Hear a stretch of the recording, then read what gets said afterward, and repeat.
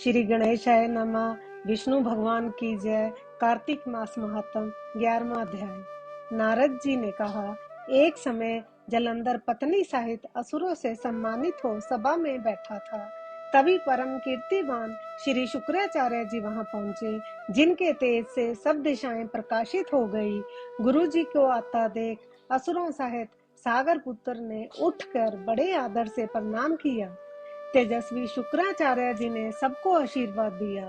फिर एक दिव्य आसन पर उन्हें बैठाकर सब दैत्य भी यथास्थान पर बैठ गए और सागर पुत्र ने नम्रता से यह प्रश्न किया, हे गुरु जी, राहु का सिर किसने काटा था, आप हमें यह बतलाएं। इस पर श्री शुक्राचार्य जी ने विरोचन पुत्र हिरण्यकश्यप और उसके धर्मात्मा पौत्र का परिचय देकर देवताओं और असुरों द्वारा समुद्र मंथन की संक्षेप में सब कथा कहकर यह बतलाया कि जब समुद्र से अमृत निकला तो उसे देव रूप बनाकर राहु पीने चला गया।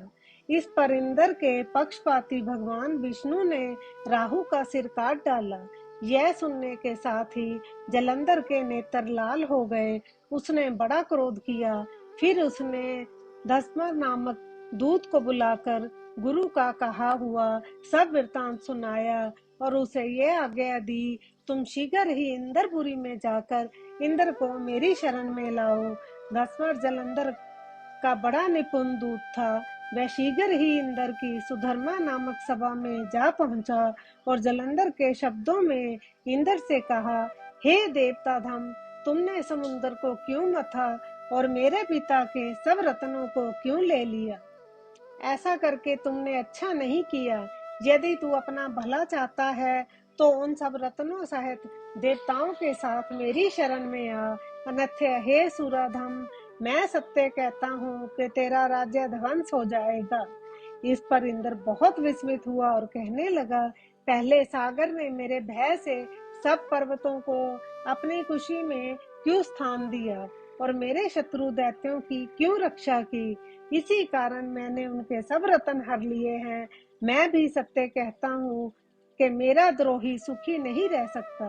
इंद्र की बात सुनकर वह दूत शीघ्र ही जलंधर के पास आया और सब बातें उसे कह सुनाई, जिसे सुनते ही वह दैत्य क्रोध के मारे अपने होंठ काटने लगा और देवताओं को जीतने के लिए उनसे उद्योग आरंभ किया। फिर तो सब दिशाओं तथा पाताल से करोड़ों दैत्य उसके पास पहुंच गए। शुंभ निशुंभ सेनापतियों को साथ लेकर जलंधर इंद्र से युद्ध करने लगा। शीघ्र ही इंद्र के नंदन वन में उसने अपनी विशाल सेना उतार दी। वीरों की शंख ध्वनि और घोर गर्जन से इंद्रपुरी गूंज उठी। अमरावती छोड़ देवता उनसे युद्ध करने चले।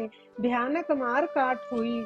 दोनों पक्षों के आचार्य अपने अपने मृतकों को जिलाने लगे। असुरों के आचार्य शुक्र अपनी मृत संजीवनी विद्या से और देव गुरु बृहस्पति द्रोणागिरी से औषधि लाकर मुर्दों को जिलाते रहे।